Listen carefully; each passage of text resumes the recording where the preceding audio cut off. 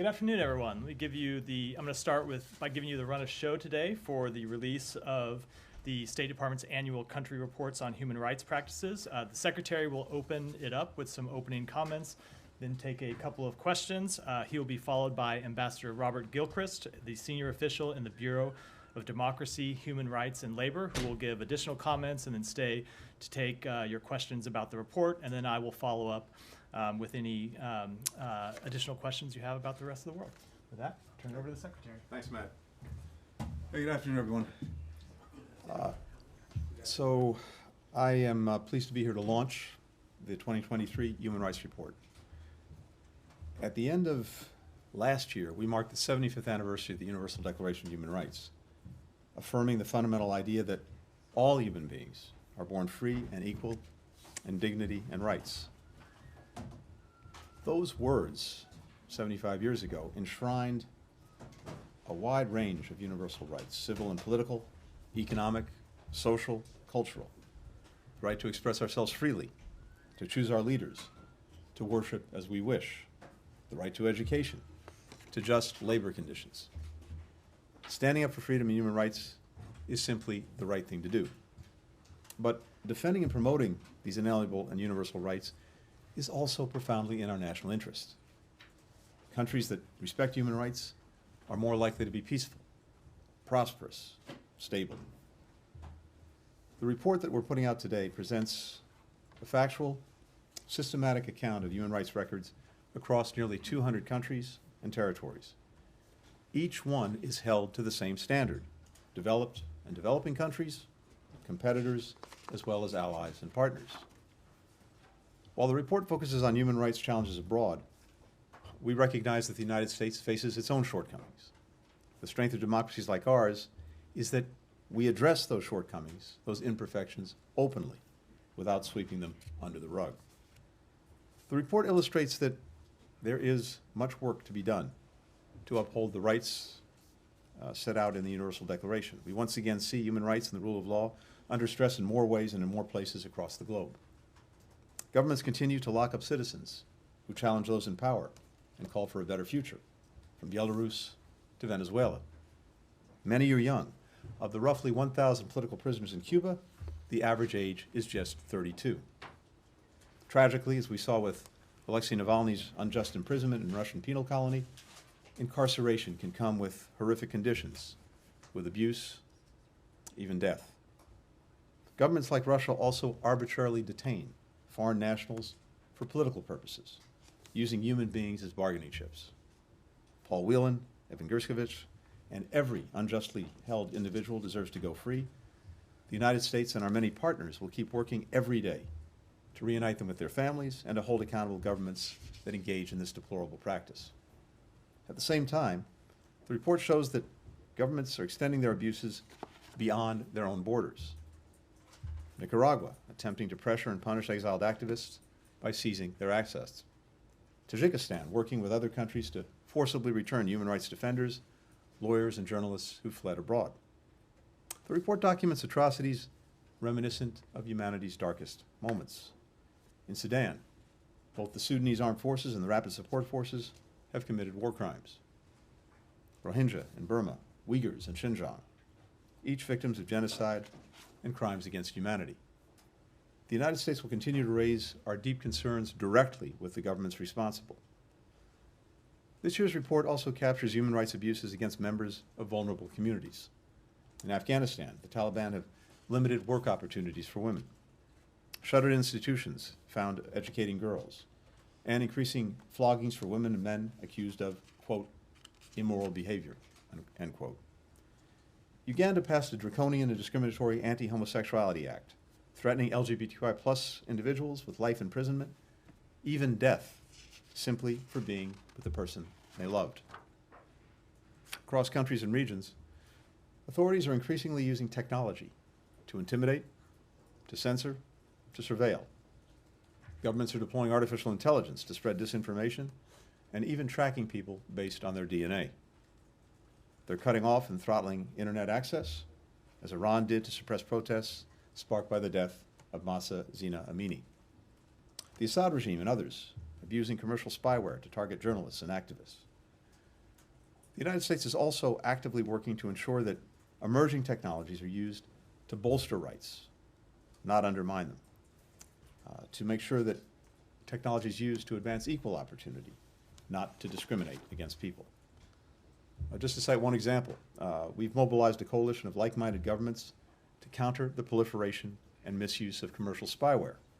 Today, as part of our government-wide effort, we're imposing visa restrictions on more than a dozen individuals who contributed to human rights abuses by helping to develop and sell these tools. Hamas's horrific attacks on Israel on October 7th last year, and the devastating loss of civilian life in Gaza as Israel exercises its right to ensure that those attacks never happen again, have also raised deeply troubling human rights concerns. We continue to work every day to bring the fighting to an end, to secure the release of hostages held by Hamas and other groups, to uphold international humanitarian law, to prevent further suffering, to create a path toward a more peaceful and secure future for Israelis and Palestinians alike. These are just a few illustrations from the many countries covered in this report. And the report itself is just one of numerous ways that the United States is working to promote respect for rights and the dignity of all people. We also leverage bipartisan legislation, like the Global Magnitsky Act, and tools like the Khashoggi ban to hold to account those who perpetrate or profit from human rights abuses.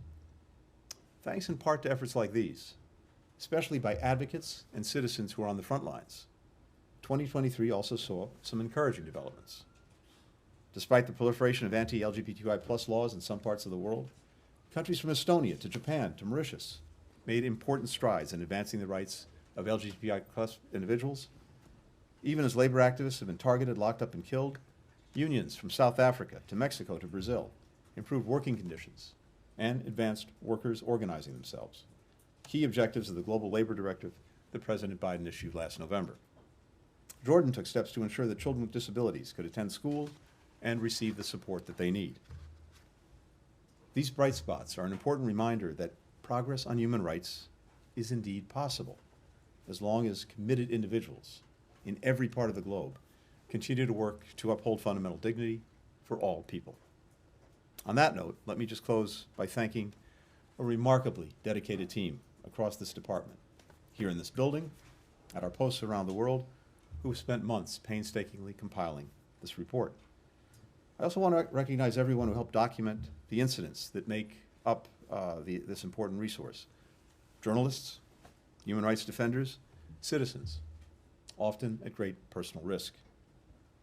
Because of each of you, we have a clearer picture of human rights conditions as they are, as well as a renewed determination to strengthen them for the future. So with that, let me take a few questions, and then I'll turn it back over to Bob and to Matt. Samira? Hello, Mr. Secretary.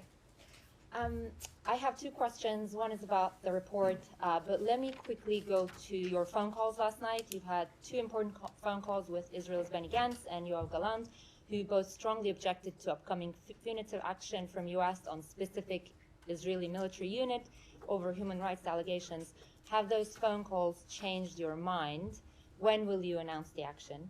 And then coming back to the report again, in this report, you have a sentence saying Israelis operating in Gaza took no publicly visible steps to identify and punish officials accused of committing rights abuses. The accusations about IDF's military conduct in Gaza have piled up. They include using food as a weapon, targeting civilian infrastructure, indiscriminate bombing, something even the president has said is taking place. So I'm wondering, we know you've got ongoing processes about this, but could you tell us why is it taking so long to make a definitive assessment about these? And the fact that it's taking so long leads a lot of people suggesting that U.S. has a double standard when it comes to applying the law with Israel. Does the U.S. have a double standard? Thank you. Great. Thanks, Amira. Let me start with the last part of the question. Do we have a double standard? The answer is no. As this report makes clear, in general, as we're looking at human rights and the condition of human rights around the world, we apply the same standard to everyone. And that doesn't change whether the country in question is an adversary, a competitor, a friend, or an ally. And that's hugely important. With regard to the Leahy Law report that I think you were referring to at the outset, this is, I think, a good example of a process that is very deliberate, that seeks to get the facts, to get all the information, that has to be done carefully, and that's exactly how we proceeded, as we proceed with any country that is the recipient of military assistance from the United States. And again, the same standard applies. I don't have more to say about it today, but I think you'll see in the days ahead that we will have more to say, so please stay tuned on that. On Gaza itself, a few things. First, from day one, we've been working to do everything we can to try to increase protection for civilians, as well as, you know, to facilitate the delivery of humanitarian assistance for the Gazans who so desperately need it. When it comes to allegations of incidents of whether it's violations of international humanitarian law, rights abuses, you name it, we have processes within the department that are looking at incidents that have been raised. Those processes are ongoing, and here again, it's important that we take the time to do our best to get the facts, to get the information, to do the analysis.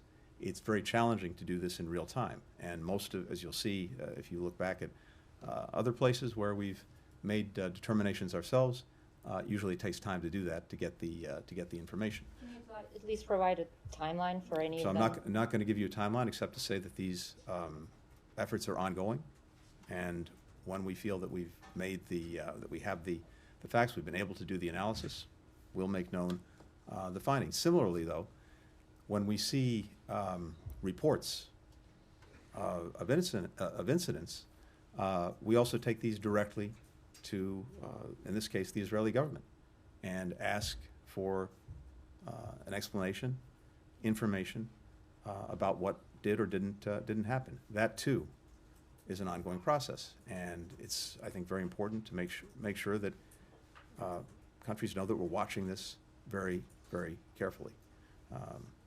But as I say, on the Leahy piece of this, more to come in the coming days. Thank you for doing this, Secretary. I have a question on the report as well with regard to what it says about Gaza. And it says that war crimes have been committed by Israel and Hamas.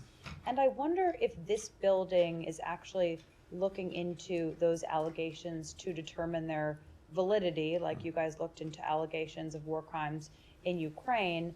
And if there isn't an assessment happening in this building, who the U.S. government is relying on for that assessment to be made. Yeah, so Kylie, as I said, we are looking into reports, incidents that are brought to our attention, and we have a process to do that, particularly if there are questions about whether U.S. arms have been involved, and that is ongoing, and we're continue to be focused on that. Every situation, every country is different. For example, the case of Ukraine, where we have made certain determinations. Totally different situation than in Gaza. The Ukrainians, first of all, themselves were not in any way a legitimate target, the way, of course, Hamas is in Gaza. They were also not embedding themselves with civilians, hiding in and under apartment buildings, mosques, hospitals, you name it. And in addition, in the case of Ukraine, when Russian forces, for example, withdrew from Bucha, we were able to see, the world was able to see very plainly what had happened, and we were able to get the evidence. So each of these situations is different, and we have to do our best to collect the facts and follow the facts, and that's what we're doing. So ultimately, just to be clear, this building will make its own determination if war crimes are being committed by Israel or Hamas or any of those other groups. We make our own determinations, and of course there may be other bodies that do the same, but we make our own determinations. But importantly, in the case of Israel, Israel has and has demonstrated the capacity also to look at itself. And again, this is what separates democracies from other countries.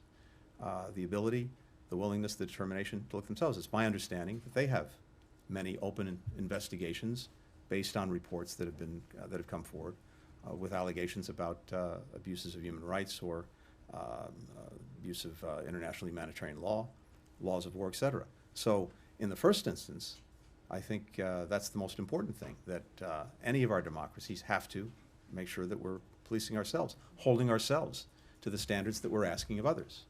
I believe Israel's in the process of doing that based on knowledge of open investigations that they have. And as I said, when incidents are brought to our attention, we look at them, and particularly if there's a possibility that U.S. arms were used in those incidents. Thanks. Thank you, Mr. Secretary. Mr. Secretary, is the Geneva Convention apply to Gaza? Reporters have been asking this for months and not gotten an answer.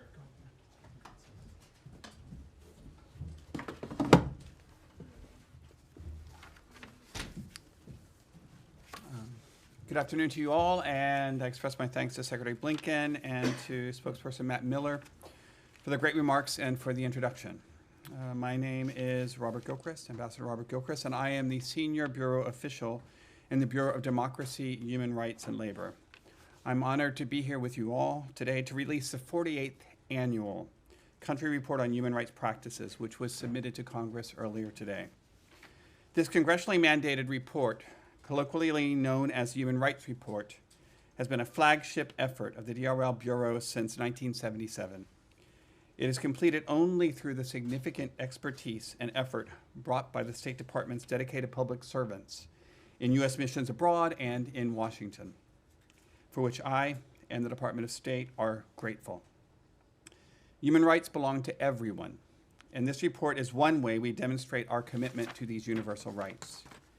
Even though our human rights are universal, they are far from universally respected. And the United States recognizes that standing up for these rights is often dangerous. Human rights defenders and civil society leaders around the world often work at great personal risk to improve the lives of all. That is especially the case for those whose work includes protecting women and girls, members of racial, ethnic, and religious minority groups, LGBTQI+, and persons with disabilities. Members of these groups and those who press for the protection of human rights are often targeted with threats and harassment, arrest, and violence.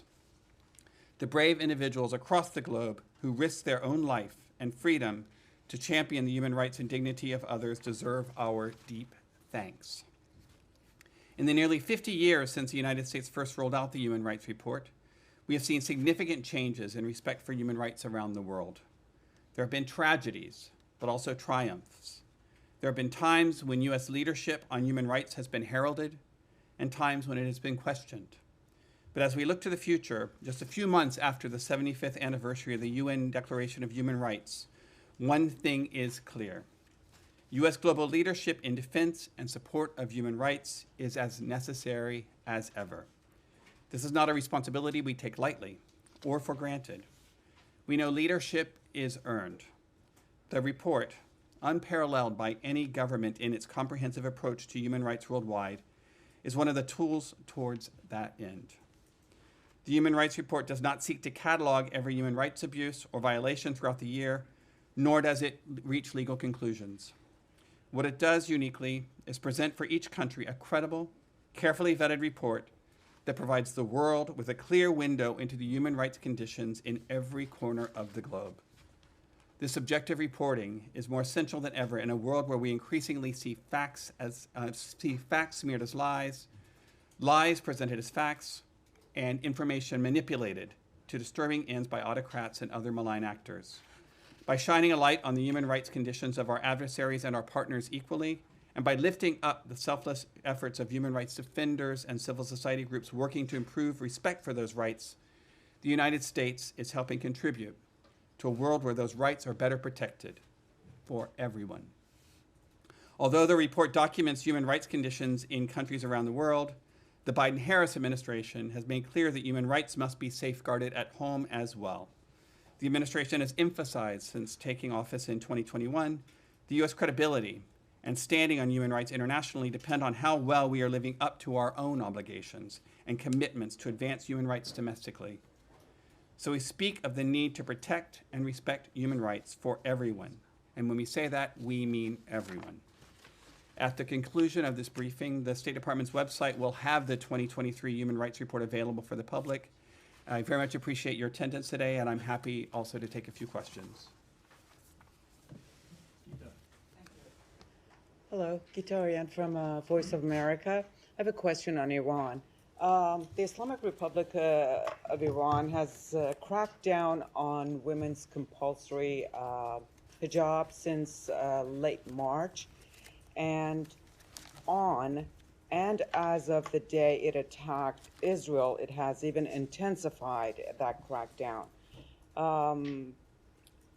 At the same time, there's legislation on Capitol Hill mandating that the administration sanction higher leadership officials, the Supreme Leader, the President. Now, with this report, this report is about last year, 2023, and this year I'm sure there's a lot more you may have. Mm-hmm. Isn't it not time to sanction the higher officials? And would you be able, should the legislation pass and become an act, it requires, it's the first report within 90 days. Would you be able to fulfill that? I guess there are a few things to respond in my response. First of all, with regard to any legislation, of course, the department remains committed to fully implementing every law that is passed by Congress. And so there's certainly a commitment by the department to fulfilling the law. As you pointed out, this report refers to 2023. However, in 2023, Iran's dismal human rights record continued to deteriorate. The regime increasingly targeted members of religious and ethnic minority groups, human rights lawyers, journalists, and civil society activists. And as you pointed out, the situation with regard to women continued to deteriorate as well. Iranian women faced increased discrimination through expanded application of punishments against people who violate the mandatory dress code, as you pointed out, leading to protests and widespread acts of civil disobedience. And many women and human rights activists received additional prison sentences for their activism, and they remain behind bars. The authorities continue to detain, sentence, and execute people in an effort to suppress the peaceful protests that began after the Mahsa Zina Amini's September 22 death, while in custody of the morality police. So the United States also continues to work in multinational arena. With regard to sanctions, we have applied sanctions. With regard to any future sanctions, I can't provide, I'm not going to speculate about what may happen in the future, but the department has already actively used visa restrictions and economic sanctions to promote accountability for Iranian authorities' human rights violations since the most recent crackdown following the 2022 riots. Thank you. Thank you, ma'am. Thank you, sir. The last three reports have shown steadily declining human rights conditions for the Palestinians in Gaza, the West Bank, and in East Jerusalem. I want to, on all aspects, I want to ask you about one aspect, which is administrative detention. The Israelis have put in practice since 1967 something called administrative detention, where they arrest people without charges.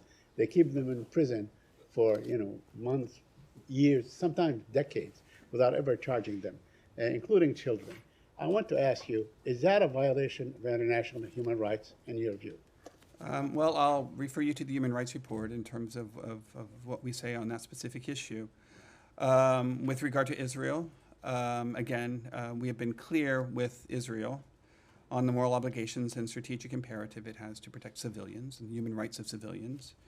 And in addition, we've been firm in stating that Israel must abide by international humanitarian law, investigate allegations of wrongdoing, including wrongful detentions, and ensure accountability, and that remains a U.S. commitment. So is it in the view of the United States that administrative detention practiced by Israel, a violation of international human rights? I said with regard to the Human Rights Reports, the Human Rights Reports do not trigger any sanctions, do not provide any analysis, but rather provide an assessment of the facts on the ground as they are reported to our embassy.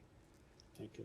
Missy Ryan. Missy Ryan from the Washington Post. I wanted to ask you a little bit more about the assessment regarding Israel's response to alleged human rights abuses by members of the government or the security forces. In the 2022 report, it says that the Israeli military and civilian justice systems have rarely found members of the security forces to have committed abuses, and then says that some steps were taken. In the 23 report, it just says that some credible steps were taken to identify and punish. Is the U.S. assessment no longer that Israel rarely takes action against the security forces? Could you somehow I think provide- regarding that specific language, I don't have details with regard to that, but we can certainly get back to you with that. Could you give us some sort of assessment of the to what extent some steps were taken? To what extent were the steps taken? Was it occasionally? Do you feel like how far did it go to what you feel like would be an adequate standard? If you could I think provide in the any context framework of there. the reports, we don't provide sort of a qualitative assessment of a particular situation or how things have evolved regarding that language. I can see if we have additional details, I can provide you with it. I can say that, as I just said, that we raise these issues with the Israeli government continuously, including at the highest levels, with the firm belief that Israel has a moral obligation and an imperative to protect civilians and the rights of individuals in Israel and the occupied territories. But I don't have any further specifics with regard to that language. Thank you, sir.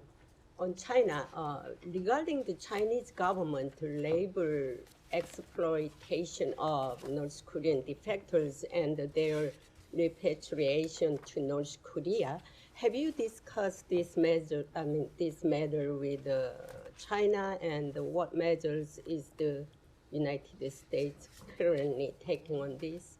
As has been announced, the Secretary will soon be traveling to the PRC this week. And he will, as he does in all of his engagements with the PRC, raise human rights at the highest levels and in the clearest way. And that means with regard to the full array of concerns that we have with the PRC. And we'll go into details with regard to specific conversations, but of course this is an issue that remains of concern and is one that we raise with our Chinese counterparts. Thank you. Just one thing on the numbers that you've used. In this report, you have more than 21,000 Palestinians. That's obviously, I understand you had a cutoff at the end of the year, 2023. What are those? What is the source for that number? Our embassy and the U.S. government use diverse sources. With regard to that specific source, that's something we can get back to you. But we rely on a range of sources for the information that we're able to pull together for the human rights within report. those range of sources, do you use Gaza's health ministry? With regard to that specific number, I would say that we use a broad range of sources, including from local authorities as well as from international organizations and NGOs. So it does include Gaza's health ministry? I'm not saying that specifically. I'm providing you a local broader authority, answer. so- But I'm providing a broader assessment in terms of where the numbers come from for our human rights reports. Thank you, Matt. On Bangladesh, thank you for doing this.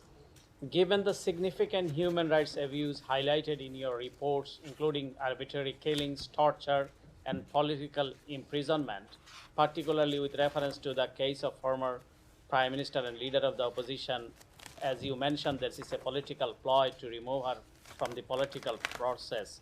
So how do you ensure these reports lead to tangible changes and that the regime responsible face consequences for their extreme human rights violations? Well, And one more in the end. I think ensuring anything will happen can be challenging. Certainly our hope with the human rights report is by shining the light on specific issues and specific human rights concerns, we're able to help facilitate change by governments and regimes in a positive direction. With regard to Bangladesh, we had the visa restriction policy that was announced in May 2023, implemented before the elections with the hope of reducing violence to deter actions that could undermine the democratic election process. We have nothing new to announce at this time. But as is our longstanding practice, we don't often preview actions with regard to policy or with regard to visas. But we have repeatedly expressed concern about the efforts by the government to repress freedom of expression, including for members of the press, freedom of association, and other fundamental freedoms and human rights, and that remains a continued concern of the United States. So one more on India, your reports finding significant human rights issues, including credible reports of arbitrary unlawful killings, including extrajudicial killings, and the attack of the press. And you mentioned that the government took minimal credible steps or action to identify and punish officials who who have committed human rights abuses. I'm quoting from your report. So what action you are taking to make the government accountable, as India is your very strategic partner of the United States? Well, what I will say is the U.S. and India regularly consult at the highest levels on democracy and human rights issues. We strongly urge India to uphold its human rights obligations and commitments. We also regularly meet with civil society representatives both in the U.S. and India to hear their perspectives, and those sorts of perspectives inform the Human Rights Report. And we encourage the government of India to consult and meet regularly with civil society organizations representing a diversity of people. So there are a number of steps. It remains a key component of not just our dialogue, but in terms of our engagement with India. Nadia? I just have a technical question, actually. When you said you have multiple sources of gathering information, do you rely on Palestinian and Israeli human rights organizations, especially B'Tselem? And does the embassy in Jerusalem have some kind of a final say on it? Do they omit information? Do they block certain information? Or is the State Department basically the one who makes the final decision? I would say, our embassy in Jerusalem is part of the State Department. Certainly the reports are pulled together in the field with information that's compiled from our embassy, but also in Washington. And in the end, what this represents is the voice of the entire State Department. And it comes from we pull from a multitude of sources, including from within government and outside of government. Alex? Thanks so much. Move to South Caucasus. I have two questions. One is on Georgia. The report reflects last year Georgian government's failed attempt to push foreign agent law. Can you please put that in the context, given the current events going on in the country? Why was it wrong back then, in your opinion, and why is it wrong right now? And second, on Azerbaijan, the secretary last year spoke with President Aliyev, and he raised human rights concerns in the country multiple times. But yet we see the report reflects 254 political prisoners in the country. Is it a reflection of the fact that you guys don't have enough tools, to move the needle? Well, with regard to the foreign agents law in Georgia, the U.S. remains deeply concerned that if enacted, this draft legislation would harm civil society and civil society organizations that are working to improve the lives of Georgian citizens.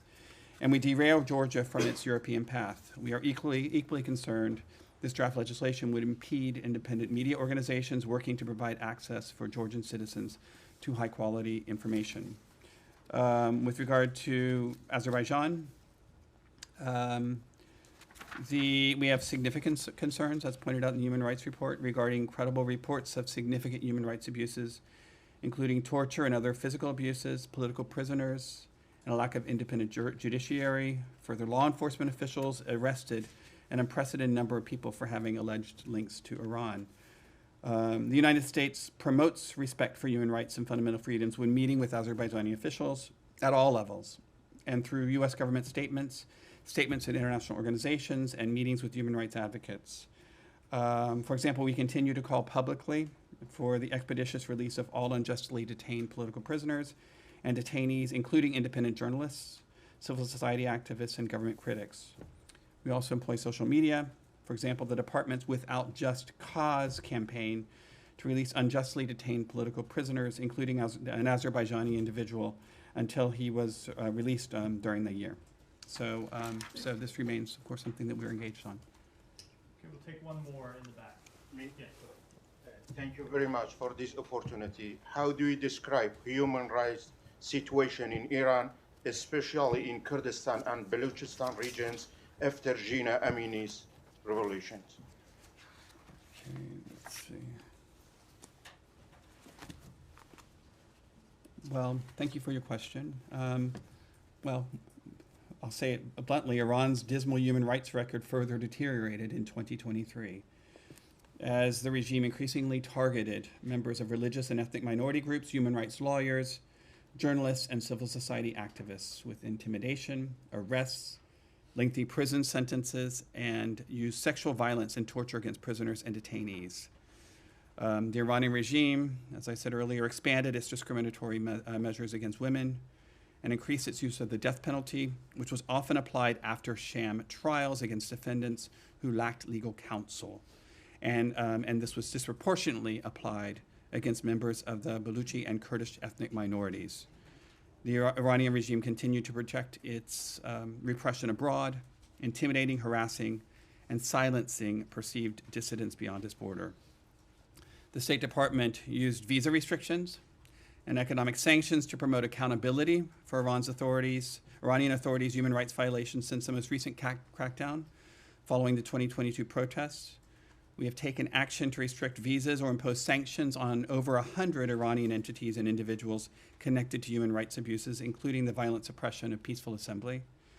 We provided support to help Iranians connect internet with anti-censorship tools. With 30 million Iranians used at the height, which they used this internet that we were able to help with, at the height of the 2022 protests. We issued General License D2, allowing U.S. companies to offer new internet services to Iranians. In the multilateral arena, the U.S. continued to support the fact-finding mission at the UN Human Rights Council that we helped stand up in November 2022. We were also instrumental in working with allies and partners to kick Iran off the UN Commission on the Status of Women.